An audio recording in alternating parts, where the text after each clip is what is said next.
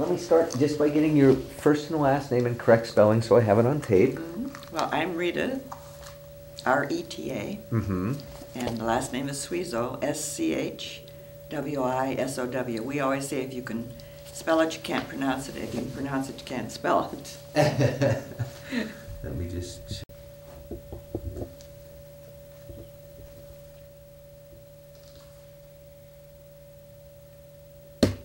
Okay. Now, you were a newlywed, and your husband... So he actually was in boot camp when you got married, or in past boot camp and in training when you... No, actually, he got his commission in March of 1944 and came home on a leave. I forget how many days, but he was home. And as soon as he saw me, he brought his wings and gave them to me and pinned them on me. Oh, I thought that was rather nice. But he never told me what it really meant. It was one of his friends who said, well, you're engaged. Oh, really? Okay. This was a shy country boy, you know, so he just pins on the wings, and I'm supposed to know what that means. And then actually, of course, a short time, maybe not more than 10 days, I think, that he was home. And we were together a lot, and we talked a lot. But had a good time, too, with our family and friends. And so we really didn't get all that serious about the future. And it was, I think, after he went back that we got to thinking and writing, well, we really want to get married. Why don't we just go ahead and do it? And so I was teaching. I had left Wesleyan University, where I was a sophomore. I finished my sophomore year. He left in February of my sophomore year. I stayed on at school until the end of the semester. And then I took a teaching job, taught 7th grade in a small town about 30 miles from my hometown. And since we decided to get married, I then resigned 1 month before school was out, left my teaching job for superintendent, but he had others who did the same thing. There was one married woman whose husband came home on leave, and she just took off and went with him. You know, so everybody made accommodations for the situation. I think as Lauren was being interviewed, he said that it was an all-out effort on the part of everybody, and so everybody did things that normally people wouldn't do in order to make the war effort succeed. And I, with my mother and my future mother-in-law, went by train to Boise, Idaho, where he went for the B-24 training, you see. And we were married there in a large church in Boise with 14 guests. His crew, our two mothers, and a cousin of my mother. And then his best man, who was also an airman, and the best man's sister, who was visiting him from Nebraska, was my maid of honor. So that was all the crowd that was there. I'm going to take 1 second here. I'm just going to need to raise one little volume a little bit. So, you get married in Boise. Yeah, and we lived in a little garage, a garage that had been converted again to accommodate the military families, couples. It had a stove, a bed, and a bathroom, and a table, and that was about it. That was our honeymoon cottage. We thought it was quite wonderful. We had our own individual place. Glad to get it. And we stayed there for less than 2 months, because it was on the 10th of July at Topeka, Kansas, that the bombardier's wife and I told the guys goodbye. So describe that scene to me. I mean, I can't even imagine. You're newlyweds and a war. I mean, not two things that go together well.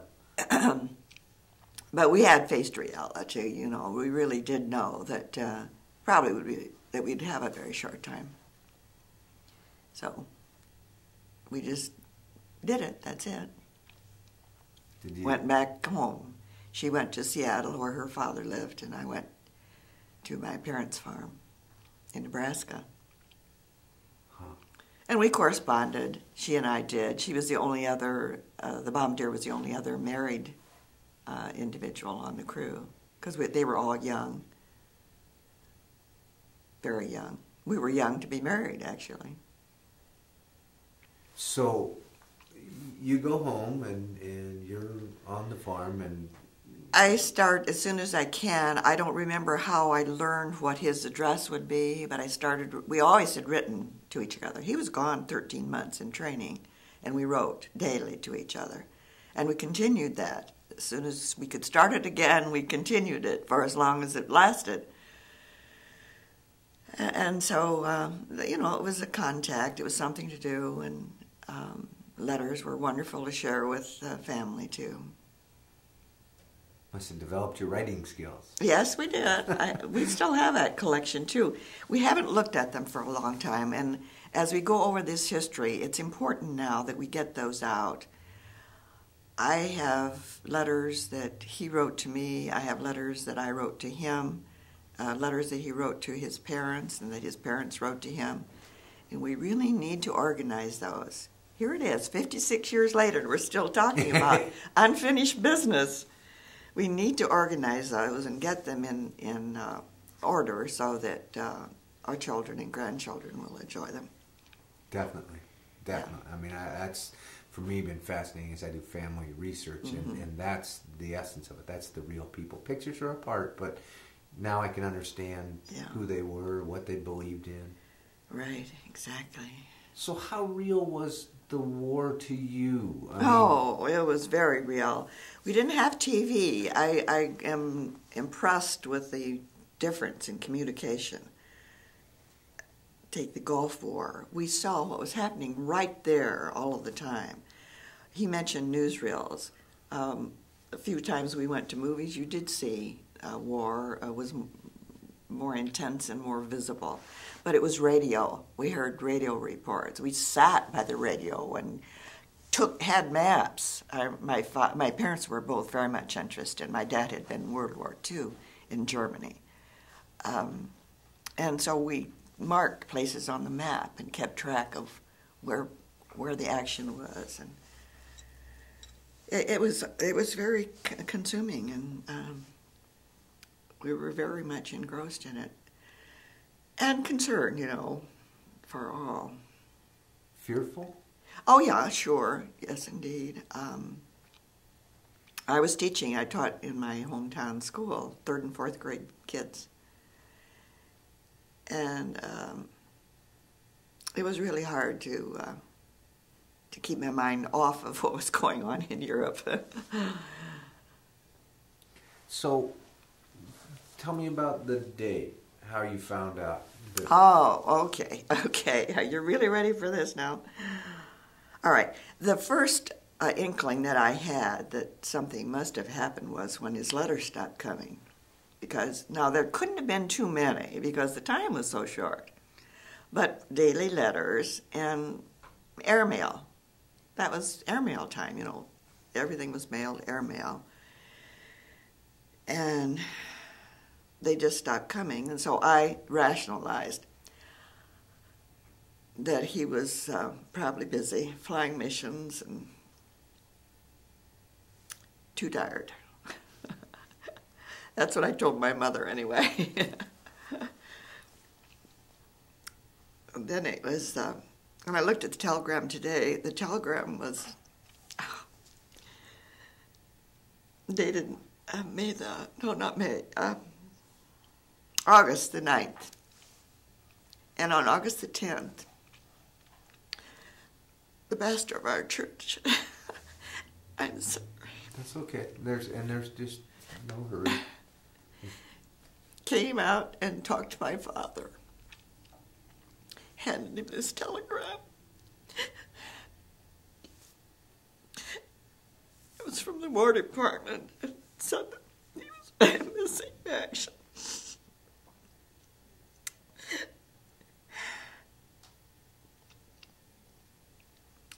Again, I had protected my mother so much that I didn't really have a release at that time.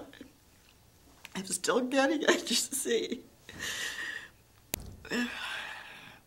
Anyway, and it all ended happily. That's why this is so disturbing to me.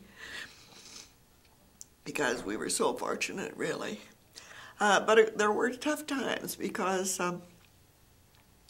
Hitler had actually, at one point, and I think it must have been toward March or April, after the Battle of the Bulge, or at the time perhaps at the Battle of the Bulge, when things were getting very hard for the Germans, as well as difficult for the Americans, Hitler had threatened to kill all the prisoners.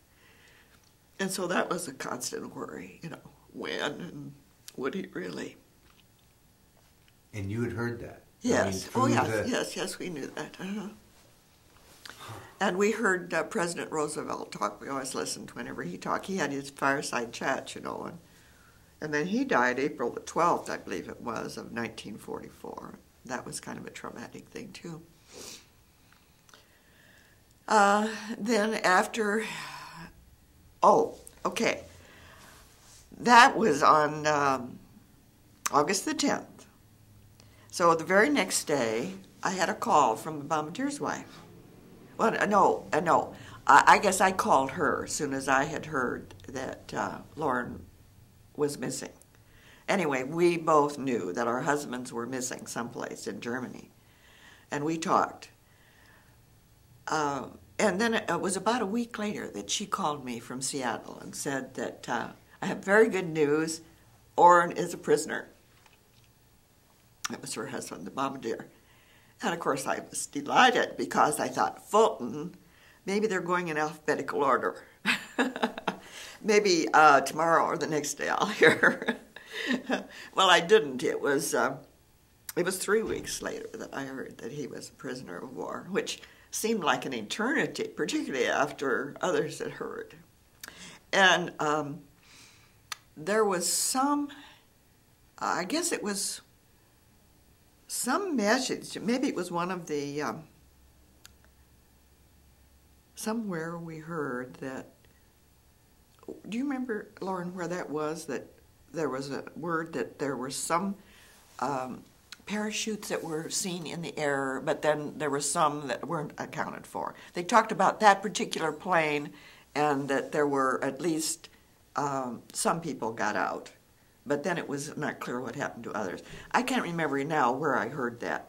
I did get probably about 20-some cards and short letters from individuals who had heard shortwave messages. I think they were interviewed and perhaps wrote out messages that they wanted sent home.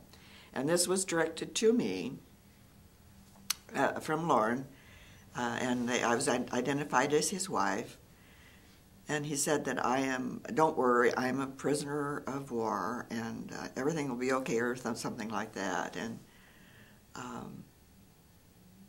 some of the crew, I guess he's also told that he knew that most of the crew was okay.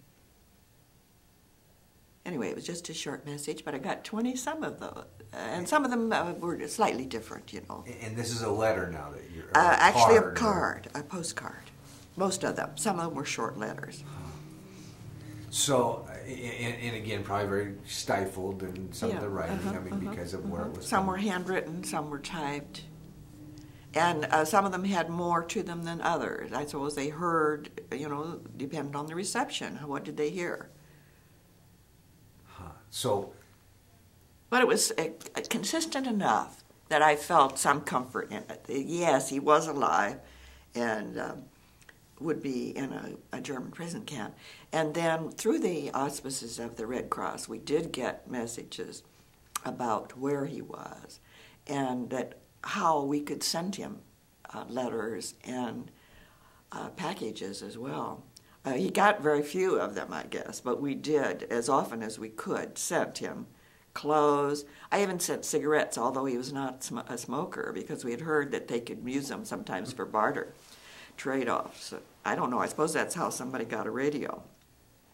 So there were probably some happy German guards over there that. Yeah, they had American cigarettes. Yeah. Yeah, well, I think he did smoke some too. That just boredom, anything to be occupied. I think he smoked a pipe when they, maybe in some of the parcels, he got pipe tobacco and pipes. So now that you have contact, there's some sense of stability or relief. You know he's down, he's alive, But it also seems like in war, like so many things, there were no rules. I mean, so,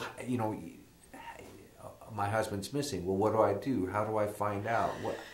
Yeah, and whom do you talk with about it, too? It was very hard to deal with. Nobody really could understand what I was experiencing.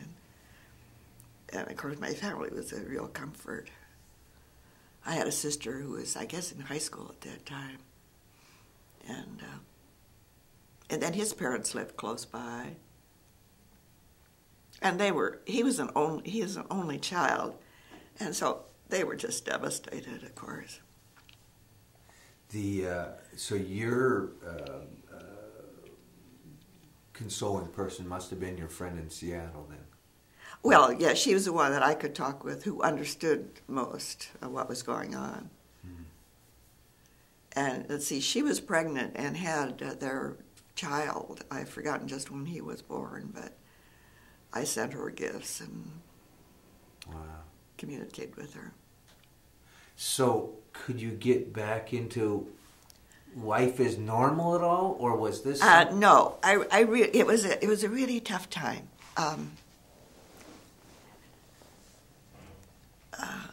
I remember feeling isolated and it was difficult. There was the confidence that he was being cared for, but how and when, and we just couldn't see any end in sight for long months ahead. Were you being bombarded with propaganda back at home? Proud to be an American and. Oh yeah, there was always some of that, and we heard that they were too. That there were women broadcasting. What was it called? Radio Free Europe, or News to Them. Yeah, all of those things were of concern. Of course, we also knew about Bob Hope and people who went over to entertain the troops, and that was heartening, and a touch of lightness and joy that I think pervaded the thinking back here, too. How did you finally find out that he was freed? Oh, that was another telegram, and that came 3 weeks after the first telegram. And it said that he was a prisoner of war. And I don't recall that it said where. I'm not sure. I don't know what happened to that telegram. I really don't. I don't know where that is. Maybe it's there someplace at home. We've saved things, I tell you. But that was very joyous. Happy time for all of us. So, we did feel much better after that. What started to go in your mind at that point? I mean, did you start planning from coming home, or was it just he's free and you don't know where he's at, or? Yeah, at first, it was exhilaration, and then we got into it for the long haul because it was clear that this war was intense and it was going on, and no assurance of what the final outcome would be. And communication was so poor. Now there's instant in communication, email and everything. Cablegrams. I think I got a cablegram from him after he was back in France at Camp Lucky Strike, maybe, saying that he was there and that he would be coming home. Well, then it wasn't until the 24th of June that he did come home. A good 6 weeks after the war was over. So even that was prolonged. And that was a very joyous time. I can remember shopping for a new dress and getting ready to go to Lincoln. I can't remember how I got there. I probably went by bus because they said we came home by bus. there was a small bus that went the 55, 60 miles from this little town of Western, where I lived, to Lincoln, and that was our sole means of transportation. It's amazing when you drew the perspective of communication. I mean, just looking at how different that had to be.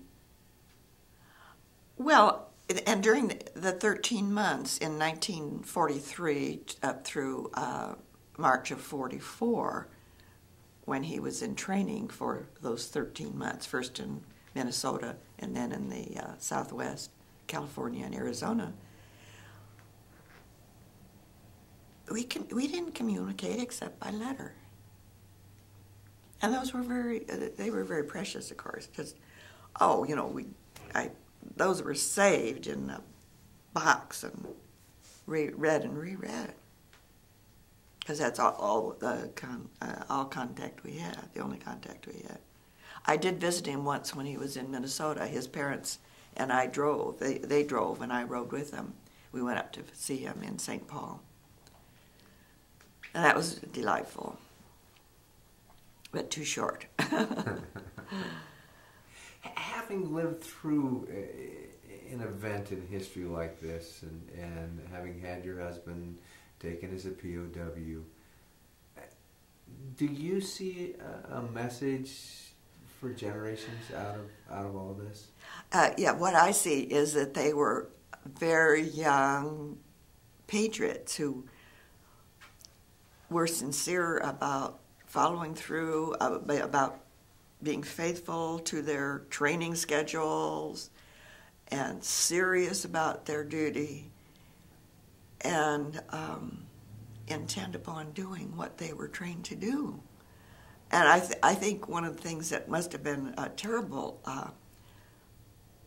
actually grief, I imagine, to Lauren and anyone whose military career was interrupted so early, was a tremendous loss, no opportunity to use that training. And I think it probably affected him greatly. Did the same person come back that went home? No. Well, somewhat the same. Yeah, he was delightful young person, but it's only in recent years that these men have started talking about this at all.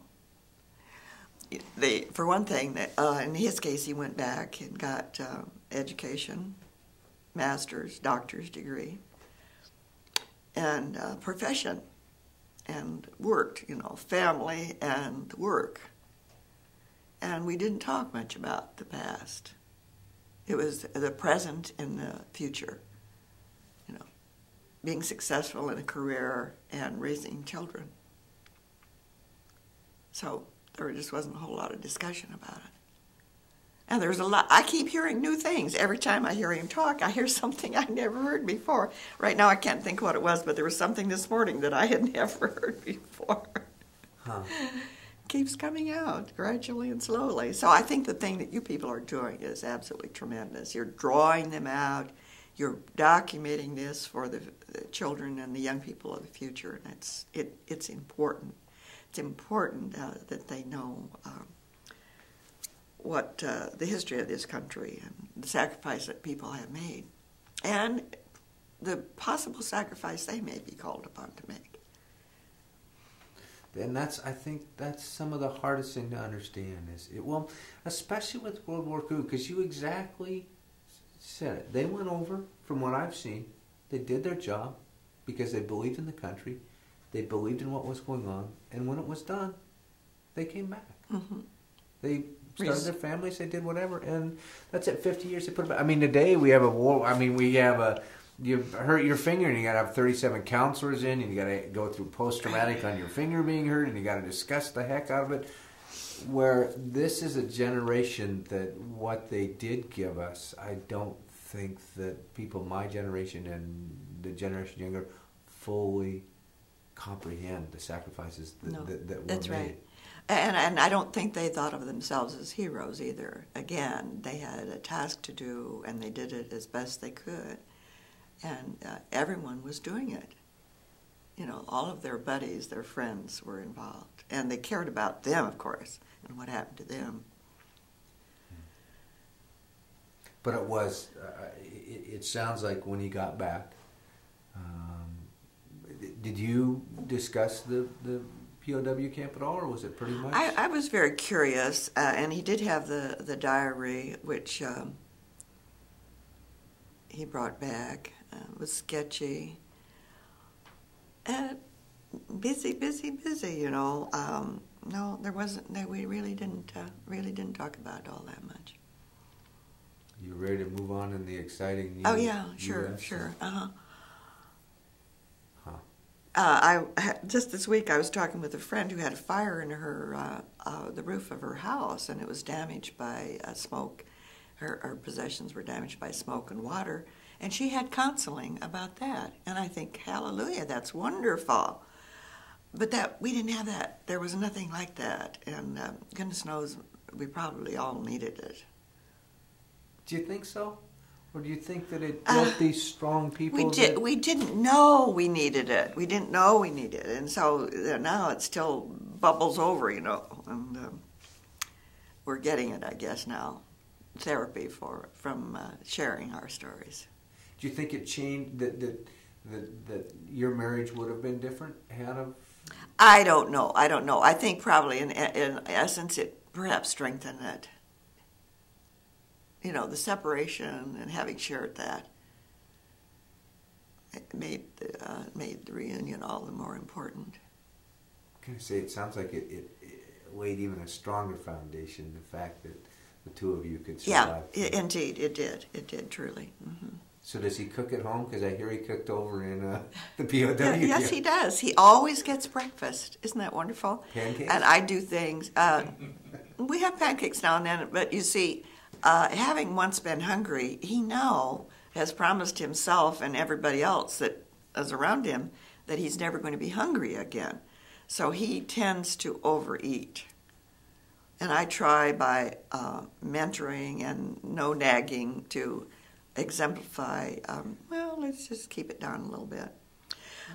So while he's making this breakfast, I do other errands. I had other tasks, you know, like press some clothes and get them put on the hangers, fold the laundry, and it's really wonderful. And besides, he makes grinds coffee, fresh coffee beans, and we have wonderful freshly ground coffee for breakfast every morning, which before he started doing it, we had instant coffee.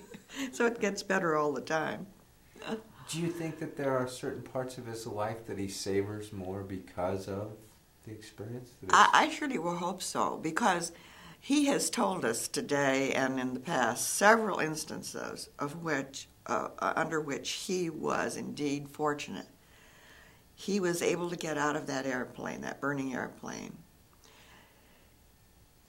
His seat in the plane was bombed after he got, not bombed, but shot by the Germans. He would have been killed if he had stayed in there. Then he could have been annihilated in Mauthausen. Russian soldiers were. Thousands of them were cremated, killed in that camp. He could have been. If the timing had been such, the Gestapo, the SS, whoever it was, could easily have said, well, let's just get rid of those guys along with the Jews too. Who would know? Who would have known for sure what happened to them?